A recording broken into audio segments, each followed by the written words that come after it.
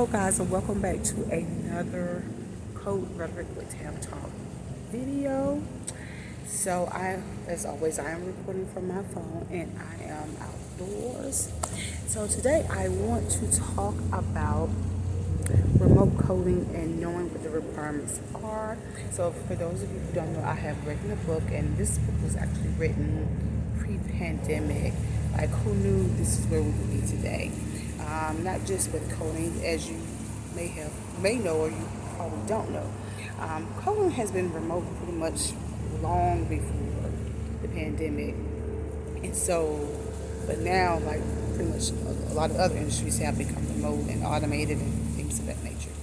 So anyway, so I wrote this book again. This was pre-pandemic when this book was written, and I wrote this book because I used to get a lot of questions about, like, what is it like to work remote? What do I need to know to be successful? Successful in the remote coding environment. And so I took those questions that I would get from various coders, because again, although it was remote, a lot of coders weren't working remote as they are today. And so I compiled those questions into a book. I would call it an interactive journal, because it requires you to interact with the book. Like, of course, there's reading, and there's some takeaways, and there's some things that you need to document, reflect on.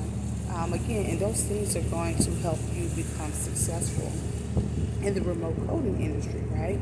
If you haven't gathered that already.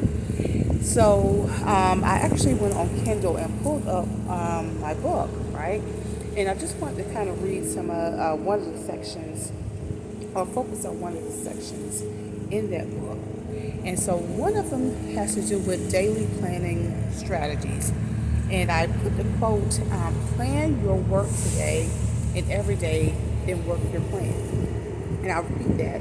Plan your work today and every day, and then work your plan. And that's by Margaret Thatcher.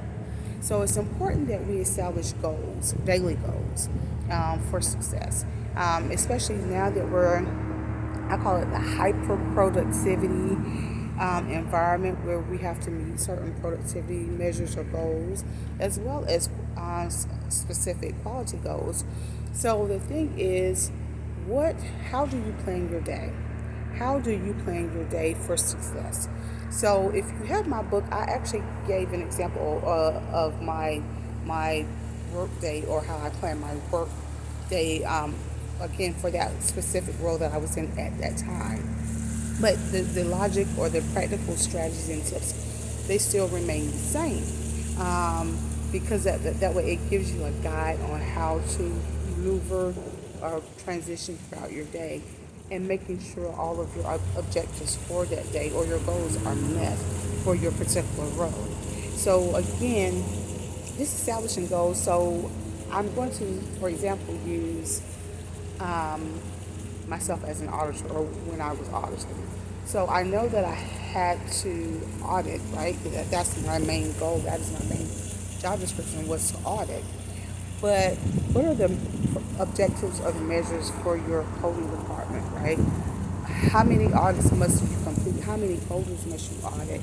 Or how many providers must you audit per day, right? And then accompany that with whatever your other tasks may be. Maybe it is to address questions from your coders, as it relates to, maybe they had some questions, some educational questions, right? And those are maybe hit or miss. You may not do those daily, but they are a part of your job duty. So, okay, so we're going to go back and base it upon me knowing that my employer or my coding leadership expects me to audit 3 coders or 3 providers per day. I'm going to go and say 10 charts per person, or per coder or per provider. So what I would do, okay, I know that. So if I have like 10 coders I need to audit, then I am going to, I'm going to pick my 3 coders, right? I know that it's 3. That is the requirement per day. I'm going to do 3. And if I meet those three goals, and I'm going to, of course, add on, but I know that that is the requirement, meet the requirement. Okay, I know I need to set up the spreadsheets or reports for that particular, for those particular audits. So I would do that. So it's almost like you, I don't want to say chrono, ordering, excuse me, the steps of your day. So again, what does it take to audit your three coders, right? So that may include, like I said, setting up your spreadsheets, randomly selecting the charts that you're going to audit or the encounters that you're going to audit. Maybe that includes report writing. Maybe that includes sending emails. Maybe that includes, you know, getting feedback or a second review from your colleagues because, as auditors, we're not always right. We're just auditing. Sometimes we need feedback from other auditors. So if those are things that are required to ensure that your audits are successful, then you want to make sure that you set those things up as part of your daily goals, right, or daily requirements for that day. So again, I'll repeat that if you need to select your coders, select the charts that you're going to audit, it's to set up your spreadsheet, email, or your report writing, right? So those are things, and perhaps you do need to meet with your coders, or I would say leadership or providers. Once the audits are complete, you need to establish that. So whatever the goals are for the day, then you need to do that. And once you have, I would say your top three, I would even say your top five things that you need to focus on, and you have a checklist of those things. And as you complete each of those goals, you check it off, right? Now, one of the things that I did in a previous workspace is we had to submit our daily reports of what we accomplished that day to our leadership team. So again, I created a template for myself that I utilize. It was approved by my leadership team for me to utilize. So it broke down everything that I touched that day. Again, the main core objectives, and then any additional things that I did that may perhaps deviated from my day-to-day goals. I incorporated that so that they know what I did. They had an idea how my day was flowing in a remote setting.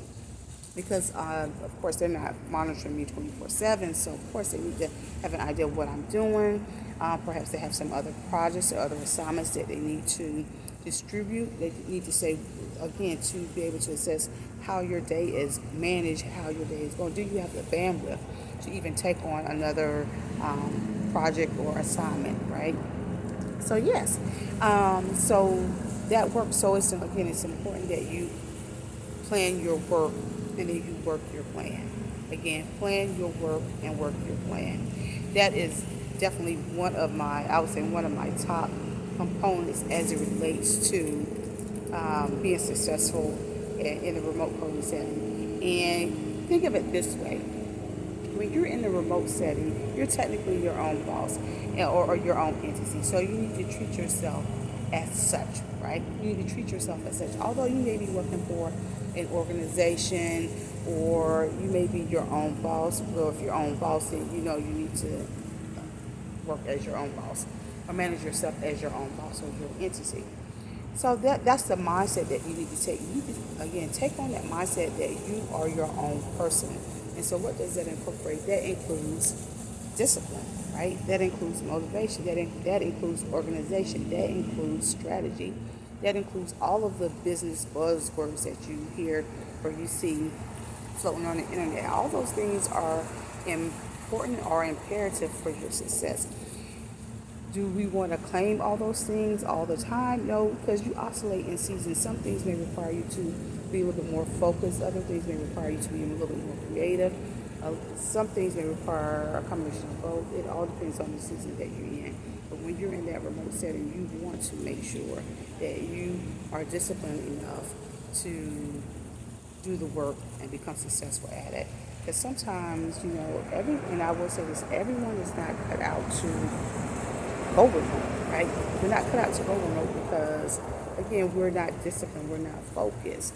You know, we succumb easily to distractions, and I'll be the first to say I have, not all the time, but I can, right? Can become easily distracted with other things, especially as it relates to like if you're like you have children, um, other things like social media, all those other things can become a distraction to you and you lose focus. Now, you see me outside. Now, I am my own boss. Um, I'm not contract coding. I'm not doing any productivity coding. So, I would not be outside like this doing productivity coding, okay? I may work in a remote location, but I'm not going to be outside because, there's this thing called HIPAA. HIPAA, privacy, yes.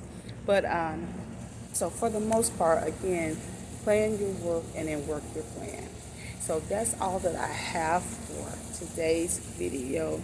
Again, if you like what you are hearing, please, click on the thumbs up, the like button, and subscribe. Tell a friend.